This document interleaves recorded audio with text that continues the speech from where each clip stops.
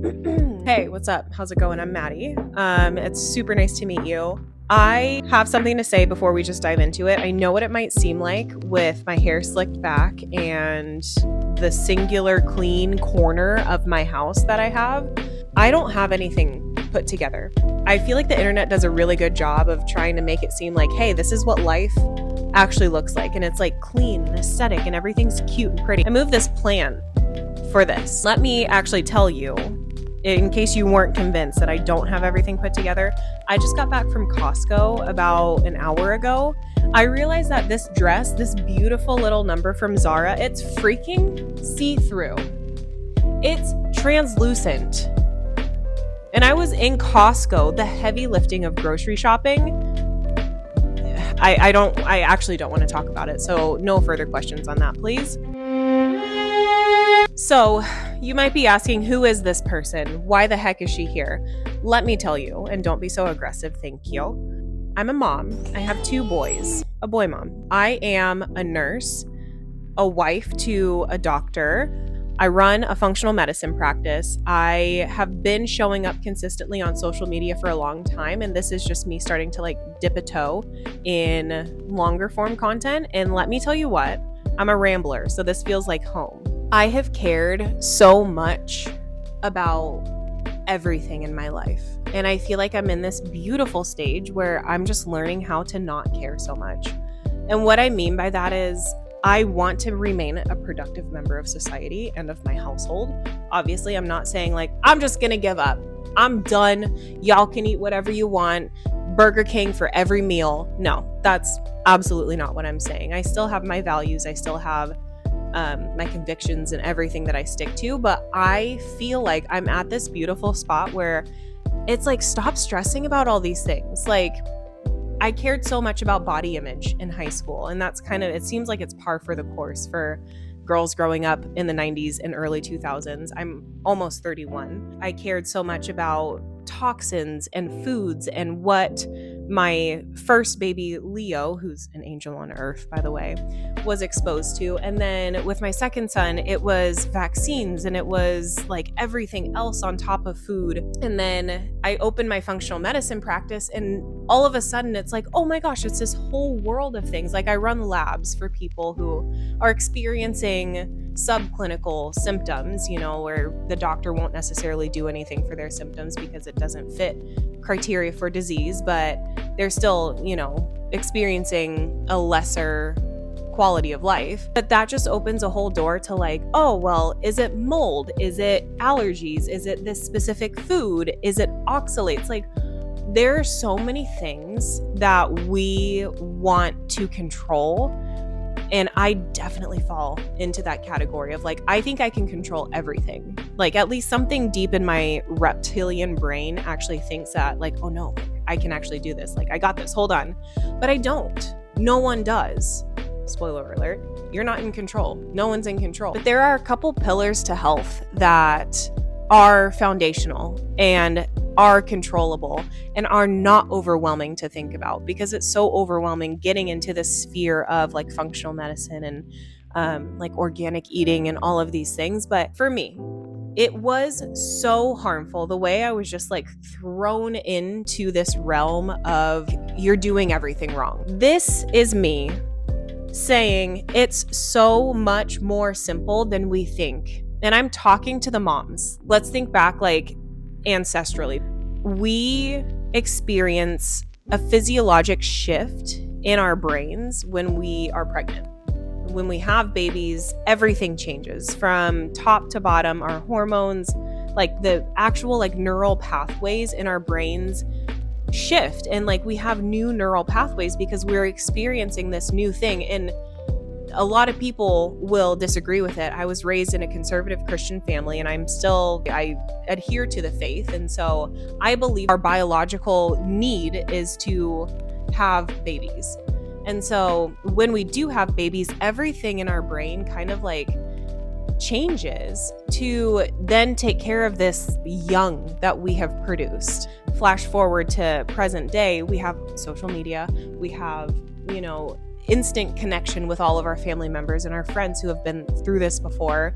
And we're like intaking so much, and we don't realize how sensitive we become as mothers, that anything that you hear in that time, especially like pregnant and immediately postpartum, like it impacts you in a way that's so much deeper. I had a really hard time specifically when I was pregnant. We got pregnant with my first Leo 6 months after we got married.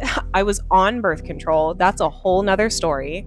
I was mourning essentially my loss of independence and identity because I had just graduated college. I had just started working my big girl job. I had just become a wife, and all of a sudden, boom, pregnant. I told myself over and over, I'm like, you're not changing your identity. You're just adding a role onto what you already do in your life. And I think that helped me. I think that was a coping mechanism, which not all coping mechanisms are bad. I think that got me through a really, really difficult time emotionally.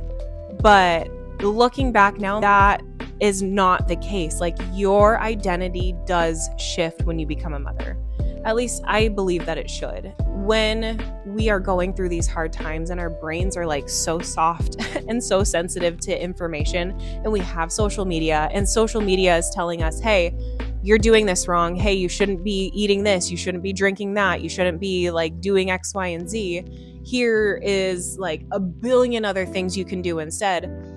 You're always going to be doing something wrong. This is the one life that we get. This is the one time that I get with my kids this young. Do I really want to waste all of this time and energy getting burnt out over the foods that I'm eating? Because I have reached burnout, like recently. Last year was probably the hardest year in terms of my mental health, in terms of my stress levels, in terms of me just feeling burnt out as a human. I took a step back and I was like, hold on. Like, what am I actually getting burnt out over? Because I feel like I don't have the capacity. Like, I literally would get offended when people would ask me to do something that was like even a little bit out of my way. I'm like, don't you see what I'm going through right now? But it's like, no, you're not going through anything. Like, who are you talking to right now? Yes, our life is hard. Our schedules are crazy. My husband is rarely home because he just recently finished residency. He's going through fellowship now. And so that schedule is really difficult. We are so supported. I work per diem as a nurse, so that's like maybe 3 times in 6 weeks. We have the finances to feed our family. We have my in-laws right across the street, and they watch the boys when we need it. I am so supported, and it doesn't take me very long to remember that, but I reached burnout so fast because I was getting burnt out over the things that don't freaking matter. Like my messy house. I was getting burnt out over the toys on the floor. I was getting burnt out over the smell of the trash that hasn't been taken out. I was getting burnt out over the dishes in the sink. And I'm not sitting here saying like, just stop caring so much about the dishes, about the chores that need to get done. Because for me, when those things are done, it takes that stress away because I'm living in a clean environment. Why can't I control all these things? Like, why can't I keep my house clean and like running around like crazy? And then worried about the kind of foods that I'm feeding my kids and if I should vaccinate them or not, or if we're drinking the right water, if they're getting enough sunlight, if they're getting enough sleep, if white noise machines are bad for them, if they're watching too much TV. It's insane. And you know why it's insane? Not because of me. I'm perfect. So don't for a second say that it's me. It's social media. It's what I was consuming. It's who I was surrounding myself with, thinking that this stuff matters more than saving my energy to actually be a present and attuned parent. Because we're going to get burnt out. If you are parenting in an intentional way where you're throwing yourself into parenthood, you will get burnt out. Even if you're not throwing yourself into parenthood, you are going to have stress in your life and it's going to feel real awful. Are we getting burnt out over the correct things? Are you tired because you spent your whole night cuddling your baby and trying to remind them that they're safe, feeding them and making sure that they feel seen and heard throughout the day? Or are you getting burnt out because you feel like you're chasing your tail? Who are you doing this for? Are you doing this for you? Or are you doing this for your kids? I want to show up here and let you know that you're doing a damn good job. You are an incredible mother. Not because of all of these benchmarks that you have set for yourself, but just because you are making the efforts to be attuned to your children's needs and desires, because you are focusing on your growth as a human, because without you intentionally growing, you cannot be a good mother. Without you filling your cup and without you doing well, your family cannot do well. My message is that I want moms to realize that they are humans first. No matter all of the roles that you have, if you're a working professional and a mother, if you're a stay-at-home mom, if you're a single mom, if you have 8 husbands and so much help, good for you, girl. You need to fill your cup. You need to take care of yourself. It is not selfish to take care of yourself. It is not brave either. It's not this amazing feat that we are all of a sudden allowed to do. No, this is foundational. You don't need childcare to take care of yourself. For a long time, I thought I did.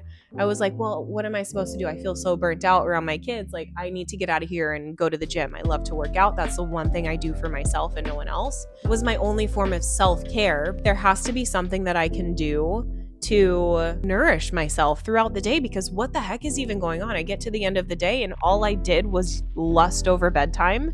That's crazy. That's crazy. I will be talking a lot about the pillars of health that we need to worry about and not any of the rest of the stuff.